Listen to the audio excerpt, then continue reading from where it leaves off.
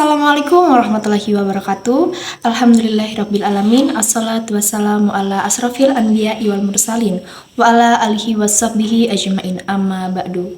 Pertama-tama marilah kita panjatkan puji syukur atas kehadirat Allah Subhanahu wa taala yang telah melimpahkan rahmat dan hidayahnya kepada kita semua sehingga kita masih bisa bernapas hingga hari ini dan kita masih bisa beraktivitas seperti biasa.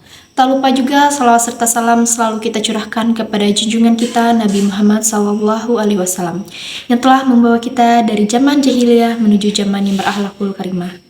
Sebelumnya, izinkan saya memperkenalkan diri saya terlebih dahulu.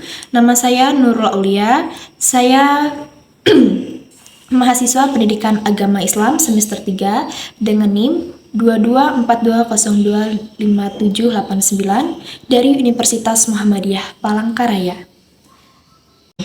Di sini saya akan memaparkan sedikit hasil makalah saya yang bertemakan ayat-ayat Al-Quran tentang ilmu dan teknologi.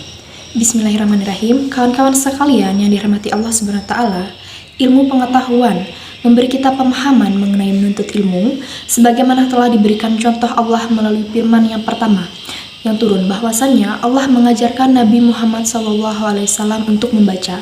Tanpa ilmu pengetahuan seseorang akan buta dengan apa yang di sekitarnya. Oleh sebab itu, jangan letih untuk menuntut ilmu setinggi-tingginya. Adapun surat Ar-Rahman ayat 33, Bismillahirrahmanirrahim. Ya masyaral jinni wal insi in istata'tum an tanfuzu min aktaris samawati wal ard fanfuzu la tanfuzuna illa bisultan. Artinya, wahai segenap jin dan manusia, jika kamu sanggup menembus atau melintasi penjuru langit dan bumi, tembuslah. Merangkum dari tafsir Ibnu Katsir, Tafsir fi Zilalil Quran, Surah Rahman ayat 33 ini merupakan seruan Allah kepada jin dan manusia. Mereka diingatkan dengan nikmatnya. Di antaranya, Allah mempersilahkan jika mereka sanggup menembus langit. Kekuatan itu hanya milik Allah Subhanahu wa taala. Manusia tidak memiliki kekuatan tak kecuali dari Allah dan dengan izinnya. Surah Rahman ayat 33 memiliki isi kandungan tentang pentingnya ilmu pengetahuan bagi kehidupan umat manusia. Dengan ilmu pengetahuan manusia dapat mengetahui benda-benda langit, manusia dapat menjelajahi angkasa raya, bahkan manusia mampu menembus seluk-beluk atau sekat-sekat yang selama ini belum terkuak. Adapun surah Al-Kahfi ayat 65, Bismillahirrahmanirrahim. Wawajada abdan min ibadina atainahu rahmatan min indina wa alamnahu min ladunna ilma. Artinya, lalu mereka berdua dengan seseorang hamba di antara hamba-hamba kami yang telah kami berikan rahmat kepadanya dari sisi kami dan yang telah kami ajarkan ilmu kepadanya dari sisi kami. Lalu tafsir Ibnu Katsir dari surah ini adalah Ubay berkata, keduanya kembali menelusuri jejak itu hingga tiba pada batu besar. Ternyata di sana ada seseorang laki-laki berpakaian lengkap. Musa memberi salam kepadanya. Khidir berkata, sesungguhnya aku berada di negerimu yang damai. Musa berkata, aku Musa. Khidir berkata, Musa Bani Israel? Musa membenarkannya. Musa berkata, aku datang menemuimu agar engkau mengajariku sebagian ilmu yang besar atau benar yang telah diajarkan kepadamu. Dia menjawab, sesungguhnya kamu sekali-kali tidak akan sanggup sabar kepadaku. Hai Musa, Sesungguhnya aku memiliki sebagian pengetahuan Allah Subhanahu wa Ta'ala yang diajarkan kepadaku yang tidak kamu ketahui, dan engkau pun memiliki sebagian pengetahuan Allah Subhanahu wa Ta'ala yang diajarkan kepadamu yang tidak aku ketahui. Itu tadi tafsir dari surah tersebut, dan dapat kita tarik kesimpulan bahwa murid harus mempunyai semangat yang tinggi dan tidak putus asa dalam mencari ilmu. Bahkan, seseorang murid harus bersikap sopan dan santun kepada gurunya.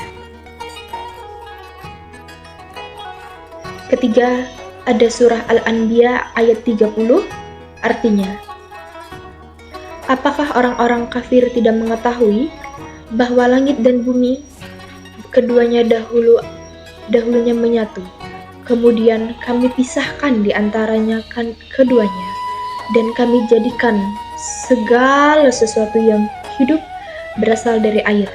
Maka, mengapa mereka tidak beriman? Tafsir Ibnu Katsir ada tentang surah ini adalah Allah Ta'ala berfirman, dan apakah orang-orang yang kafir tidak mengetahui? Apakah orang-orang yang mengingkari ketuhanan Allah dan yang menyembah Tuhan atau yang menyembah Tuhan lain bersamanya itu mengetahui bahwa Allah lah yang menciptakan makhluk dan mengatur segalanya secara mandiri, dan bahwasanya langit dan bumi itu keduanya dahulu merupakan sesuatu yang padu, yakni dari bongkahan yang menyatu. Kemudian dia memisahkan bumi dari langit, lalu dia menjadikan langit dan bumi itu masing-masing 7 lapis. Makna dari surah ini adalah setelah menghidangkan ilmu pengetahuan tentang kejadian alam ini, yaitu langit dan bumi, selanjutnya dalam ayat ini Allah mengajarkan pula suatu prinsip ilmu pengetahuan yang lain, yaitu mengenai kepentingan fungsi air bagi kehidupan semua makhluk yang hidup di alam ini, baik manusia, hewan maupun tumbuh-tumbuhan. Lalu surah yang keempat yaitu ada Quran surah Al-Alaq ayat 1 sampai 5 yang berbunyi Bismillahirrahmanirrahim.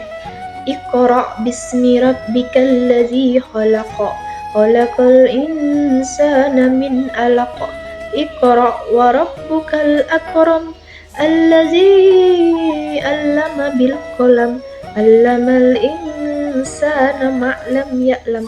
Artinya, bacalah dengan menyebut nama Tuhanmu yang menciptakan.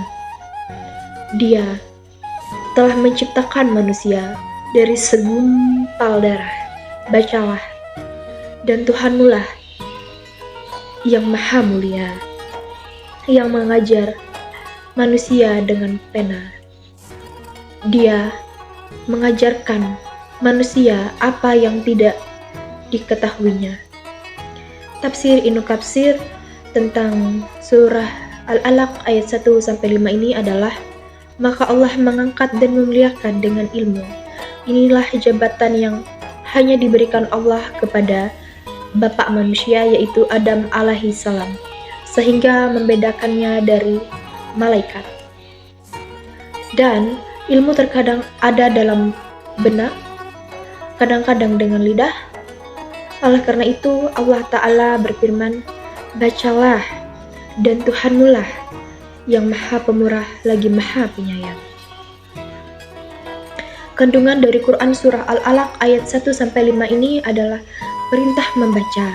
Yang dimaksudkan Allah adalah dimaknai sebagian seruan untuk membaca. Membaca buku, membaca kebesarannya, hingga membaca diri sendiri maupun alam semesta. Sehingga hal tersebut akan membuat manusia menjadi pandai dan terhindar dari kebodohan. Nah, Kawan-kawan sekalian yang dirahmati Allah Subhanahu wa taala, dari keempat surat ini cara pengimplementasikannya adalah dengan sekolah atau menuntut ilmu dimanapun, entah itu sekolah atau TPA. Mungkin itu yang dapat saya sampaikan, kurang dan lebihnya mohon maaf.